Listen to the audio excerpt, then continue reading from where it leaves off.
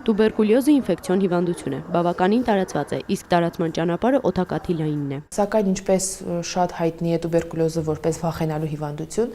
տուբերկուլյոզով վարակվելու համար պետք է բավականին սերտ եւ երկար կոնտակտ, այսինքն շատ կարճ ժամանակահատվածում շփման ընթացքում գրեթե չի լինում վարակվածություն, բայց քանի որ տուբերկուլյոզը հանդիսանում է գլոբալ բեռ, շատ կարևոր է շեշտել մի հանգամանք, որ տուբերկուլյոզը ներկայումս համարվում է բուժվող հիվանդություն, եթե պահպանվի որոշակի կարևոր հանգամանքներ։ Այդ հանգամանքներից կարևորագույնը բժշկուհին է շեշտում վաղ հայտնաբերումն է, ապա պետք է շուտ սկսել բուժումն ու իրականացնել առանց ընդհատումների։ Տուբերկուլյոզը շատ ավելի հեշտ է ենթարկվում բուժման, եթե այն հայտնաբերվում է վաղ փուլում, երբ չկա պրոցեսի տարածում կամ երբ պրոցեսը լոկալ է, բայց չունի դեռևս բարդություններ։ Եվ ավելի լավ է տարվում հիվանդի կողմից, քանի որ ամեն դեպքում դեղորայքային բուժումը երկար է եւ ունի կողմնակի էֆեկտներ եւ այլն։ Այդ իսկ պատճառով կուզենամ առանձնահատուկ ընդգծել ընտանեկան բժիշկների, թերապևտների, առաջնային օղակի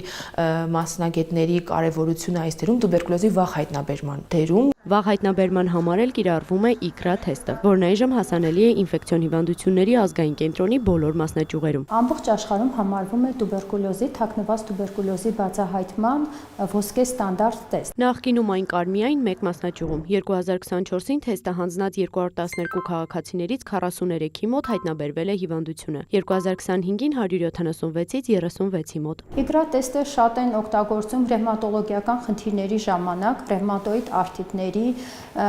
համակարգային կարմիր գալյախտի, վասկուլիտների ժամանակ, նյարդաբանական խնդիր ունեցողների ժամանակ, օրինակ ցրված սկլերոզի, գաստրոենտերոլոգիական խնդիրների ժամանակ, օրինակ կրիոնի հիվանդության ժամանակ, ինչպես նաև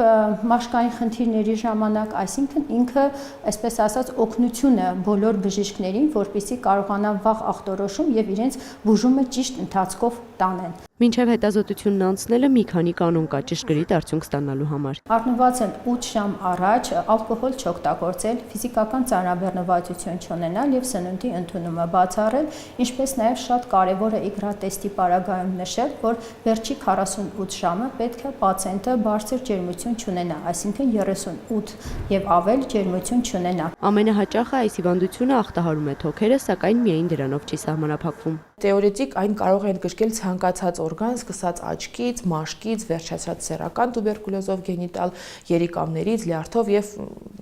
ամբողջ օրգանիզմը կարող է ախտարել։ Մասնագետները կրկին շեշտում են, հիվանդությունը բուժվում է, սակայն վաղ հայտնաբերման դեպքում անհամեմատ ավելի հեշտ։